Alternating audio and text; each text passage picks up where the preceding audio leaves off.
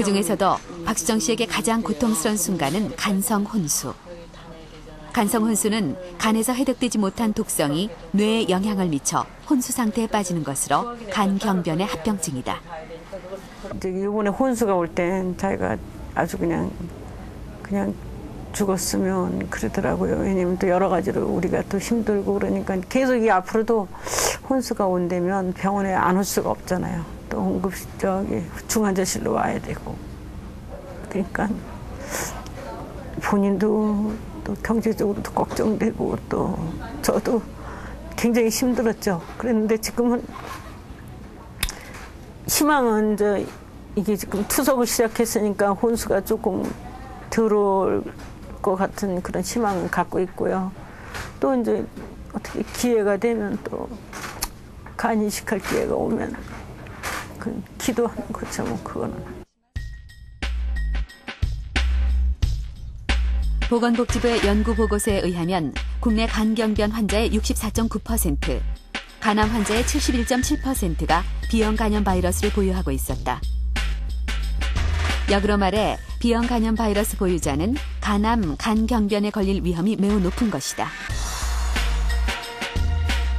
그런데 심각한 문제는 B형 간염 바이러스를 보유하고 있는 인구 비율이 높다는 점이다. 의무 예방 접종 이전 세대인 20대 이후의 보유자 비율이 전체 인구의 6%가 넘어 300만 내외의 사람들이 간질환의 위협을 받고 있다.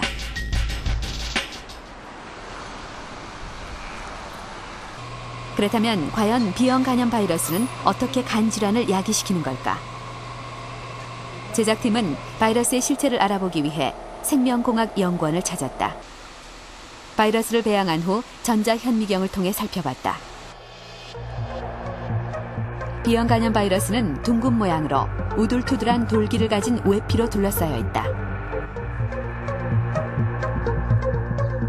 간염 바이러스가 혈액을 통해 우리 몸 안으로 들어가면 바이러스는 숙주인 간을 찾아간다. 간세포의 핵 속에 자리를 잡으면 바이러스는 끊임없이 자기 증식을 한다. 문제는 우리 몸의 면역 체계가 간염 바이러스를 침입자로 인식하고 공격을 시작할 때 발생한다. 바이러스가 간세포의 핵 속에 있기 때문에 자연히 간세포까지 함께 파괴하는 것이다. 외부 침입자 바이러스와 내부 보호자 면역 체계 간의 소리 없는 전쟁으로 간은 점점 손상돼 간다. 만성 B형 간염은요, 100개가 이제 간세포가 감염이 됐다 이렇게 가정을 했을 때 한 50개만 깬단 말이죠. 그럼 나머지 50개는 그 주위에 인근 간세포를 또 감염을 시키고 피 속에도 나오고 그럼 쫓아가서 또 한 반쯤 깨고 이렇게 끝없이 염증이 뭐라고 그럴까요? 초래됐다가 또 완화됐다가 하는 과정을 몇 년씩 되풀이하면서 간 조직을 파괴하고 나중에는 간경변증이 되고 이런 경과를 밟는 거죠. 그렇다면 B형 간염 바이러스가 어떻게 해서 간암을 일으키는 것일까? 혈액이나 체액에 실려 몸속으로 들어온 바이러스는 간에 도착하면 입고 있던 껍질을 벗고 세포 안의 핵 속으로 침투한다.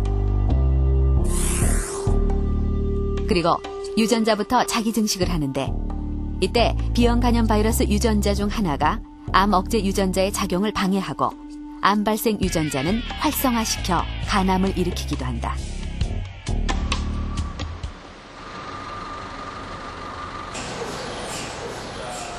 간암 수술을 앞두고 있는 신현철 씨. 간경변으로 입원한 형을 돌보던 중 의사의 권유로 받아본 검사에서 간암이 발견됐다. 참는 시간이 대략 20초 정도 됩니다. 숨 쉬세요. 네, 아주 잘하셨습니다. 검사 받기 전까지 술 마시고 담배 피고 똑같은 생활을 했으니까요. 뭐 쓰러지거나 못 일어난다거나 술 많이 먹고 못 일어난다거나 그런 건 없었어요. 어디가 쑤시고 아프다거나 그런 적은 전혀 없었습니다. 지난 8월 25일 신 씨는 간암 수술을 받았다.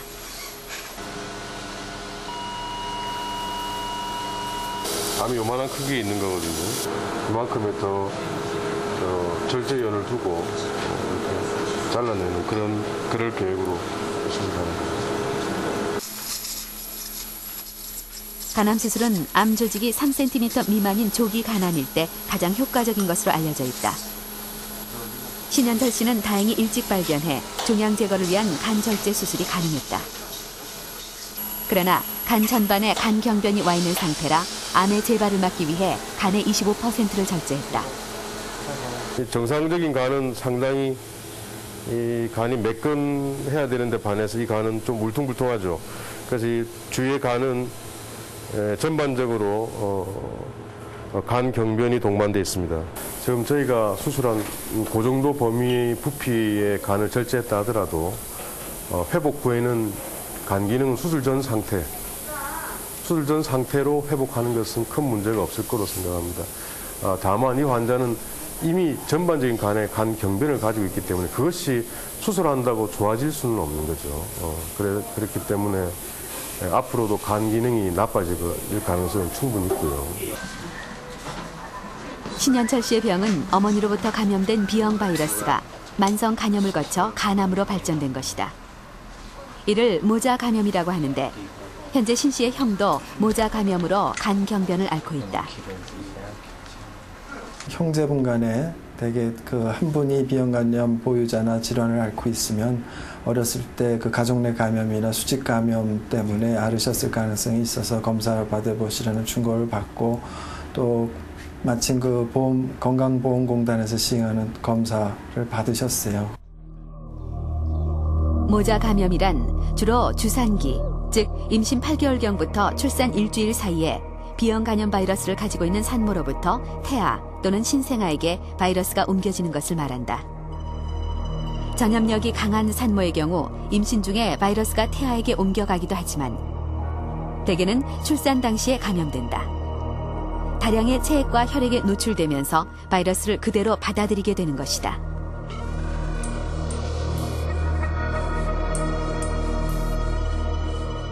우리나라 사람의 80% 정도가 그렇듯이 아마 주산기 간염, 우리 보통 일반 사람들은 모자 감염 이렇게 얘기하는데 어머니가 간염 바이러스를 가지고 있고 자신은 모른 채 이제 결혼해서 아기를 낳으면은 그 아기가 간염 보유자가 되는 거죠.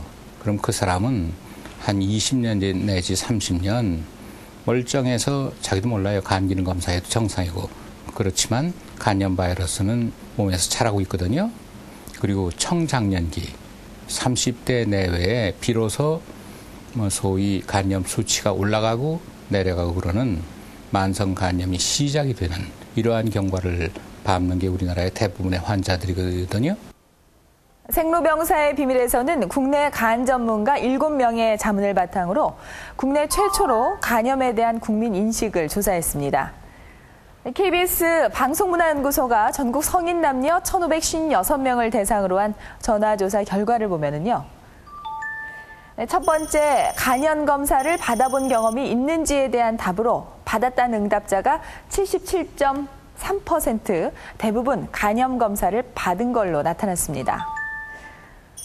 바이러스성 간염이 전염된다는 사실을 알고 있느냐는 질문엔 전염된다는 걸 알고 있다는 응답자가 훨씬 많았습니다. 이 바이러스성 간염의 전염성을 알고 있다는 응답자에게 이 전염 경로에 대한 인식을 물어봤는데요. 실제 간염의 주 경로가 혈액이라는 점을 알고 있는 사람은 이 17.1%에 그쳤고 술자리와 식사 등 이 침을 통해서 74%, 그리고 공기로 옮긴다고 생각하시는 분이 3.5%였습니다. 이 간염 바이러스는 공기나 침으로는 거의 전염되질 않는데요. 응답자의 4분의 3 이상이 잘못 생각하고 있었습니다.